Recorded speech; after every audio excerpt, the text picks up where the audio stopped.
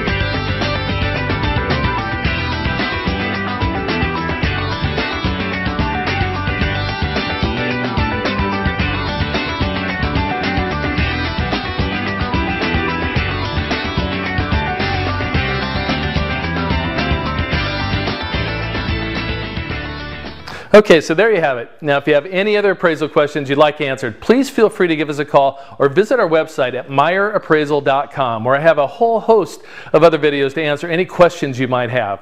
And also remember that we specialize in non-lender appraisals for bankruptcy, divorce, tax appeals, estates, and more. So if you know anyone in need of a great appraiser, have them give us a call, and I promise we'll take great care of them.